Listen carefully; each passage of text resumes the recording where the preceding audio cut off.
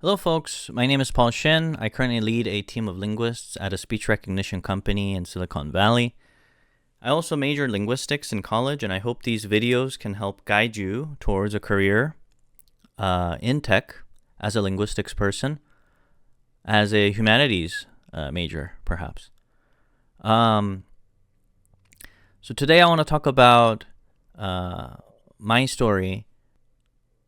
I mentor college students from time to time, many of them being linguistics students. And one of the questions that I get asked often is how I got into tech. So today, let me share with you what my story has been. My story is definitely unique, and everybody's journey is different. And I recognize that I'm very fortunate to be doing what I'm doing right now. I think there was a lot of luck involved in me having this job. And I've been at this for 7 years now, so I'm definitely lucky to do that. In school, I wasn't particularly a good student. I was, and still am, pretty interested in linguistics. I did want to go to grad school after college, but a lot of that was me romanticizing being a professor. Looking back, I don't think I was passionate enough about linguistics to have become a good scholar.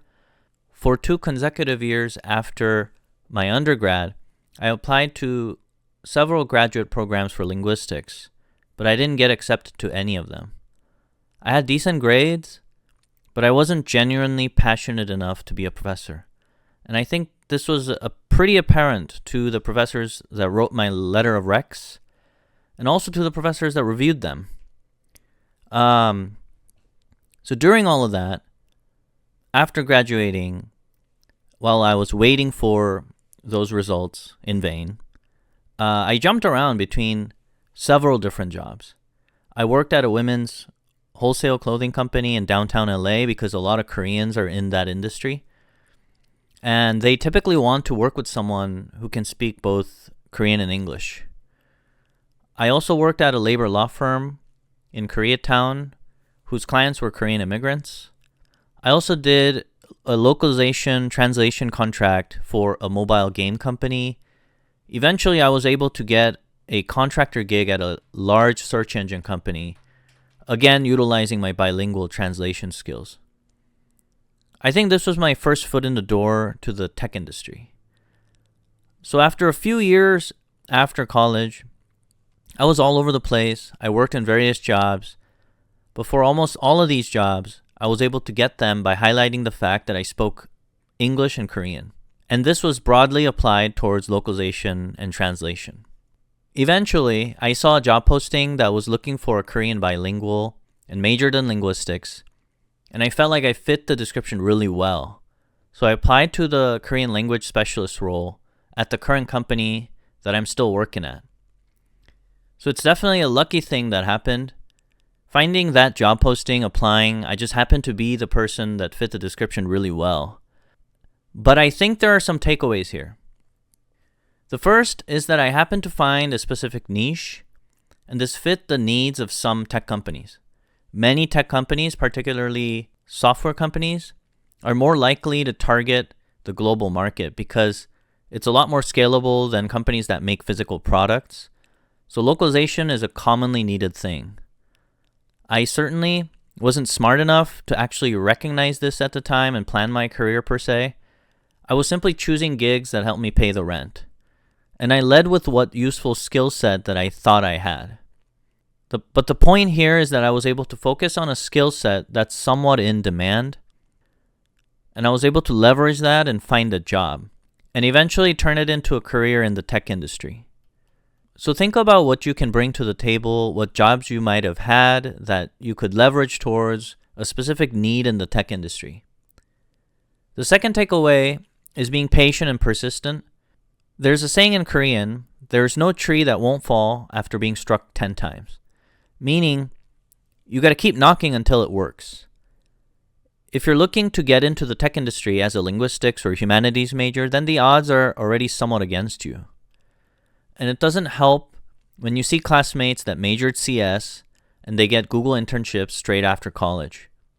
But I would say these cases are the minority. I think the majority of folks that come out of college don't land into their dream career tracks right away. I think colleges have gotten better in preparing students towards the job market, but it's still quite lacking. And when I look at the folks that I graduated with, this is definitely the case. So don't be discouraged so easily. It's supposed to be difficult, so it's better to have more of a long-term outlook and continue to stay persistent. Lastly, I can only speak towards linguists that are watching this because that's where I come from, but linguistics isn't an easy major. There's a lot of reading to do, lots of analytics and problem solving. So if you get a degree in linguistics, then you can be confident that you can take on any problems or challenges in a variety of fields and industries. Just because the doors don't open up wide for you upon graduating school, it doesn't mean you're any less capable. Linguists are some of the smartest folks that I know, and whenever and wherever I run into them, they're doing a lot of amazing work. So if you study linguistics, then please have that confidence in yourself.